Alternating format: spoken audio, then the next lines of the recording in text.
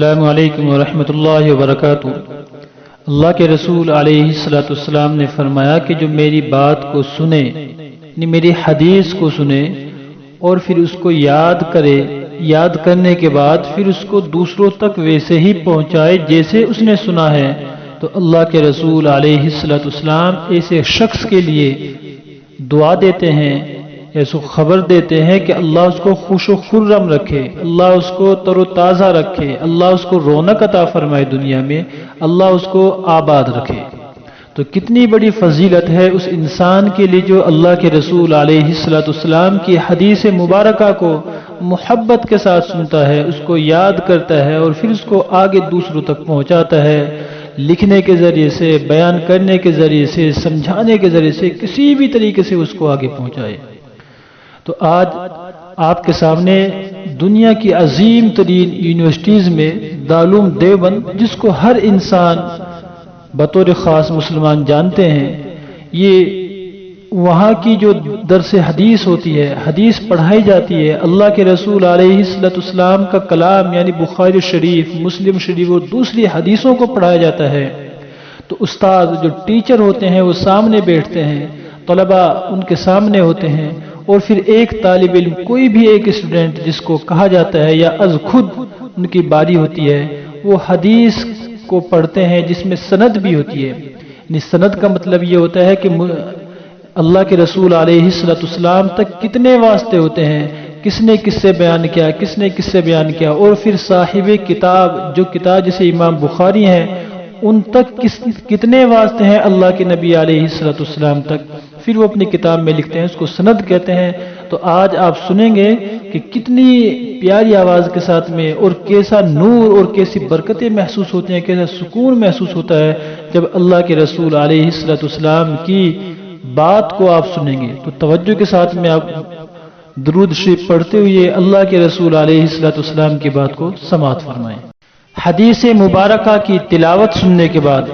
آپ کو کیسا محسوس ہوا، یہ آپ لکھ کر کمنٹ کے ذریعے ضرور بتائیں۔ بسم الله الرحمن الرحيم الحمد لله رب العالمين والصلاة والسلام على سيد الأنبياء والمرسلين وعلى آله وصحبه أجمعين، أما بعد فإن أصدق الحديث كتاب الله وأحسن الهدي هدي محمد صلى الله عليه وسلم وخير الأمور عبادها وشر الأمور محدثاتها وكل محدثة بدعة وكل بدعة ضلالة وكل ضلالة في النار. وبالسند المتصل منا إلى الشيخ الإمام الهمام الحافظ الحجة أمير المؤمنين في الحديث أبي عبد الله محمد بن إسماعيل بن إبراهيم بن المغيرة بن بردبة الجعفي اليماني البخاري رحمه الله تعالى. اللهم انفعنا وارفعنا بعلومهم وعلومكم أجمعين آمين يا رب العالمين. أنه قال: حدثنا سليمان بن حرب قال حدثنا حماد بن زيد عن ثابت عن أنس رضي الله تعالى عنه وعنهم أنه قال: قال النبي صلى الله عليه وسلم: الصبح قريبا من خيبر بغلس، ثم قال: الله أكبر، قربت خيبر، إنا إذا نزلنا بساحة قوم فساء صباح المنذرين، فخرجوا يسعون في السكة، فقتل النبي صلى الله عليه وسلم المقاتلة وسبى الذرية، وكانت السب صفية فسارت إلى لحية الكلبي، ثم صارت إلى النبي صلى الله عليه وسلم فجعل عتقها صداقها، فقال عبد العزيز بن صهيب لثابت: يا أبا محمد، أنت قلت لأنس ما أصدقها، فحرك ثابت رأسه تصديقا له. وبه قال حدثنا آدم قال حدثنا شعبة عن عبد العزيز بن صهيب قال سمعت أنس بن مالك رضي الله تعالى عنه وعنهم أنه يقول: سبى النبي صلى الله عليه وسلم صفية فاعتقها وتزوجها، فقال ثابت لأنس رضي الله تعالى عنه: ما أصدقها؟ قال: أصدقها نفسها فاعتقها. بسم الله الرحمن الرحيم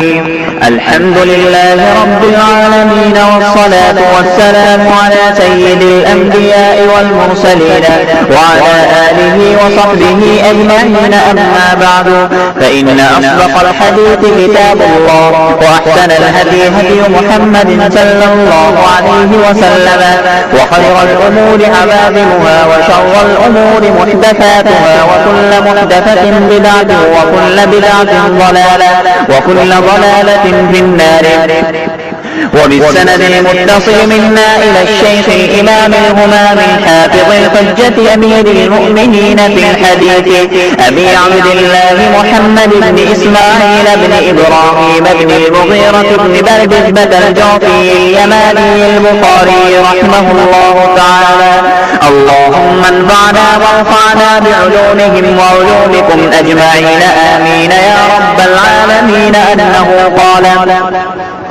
حدثنا سليمان بن حرب قال حدثنا حماد بن زيد عن ثابت عن أنس رضي الله تعالى عنه وعنهم أنه قال: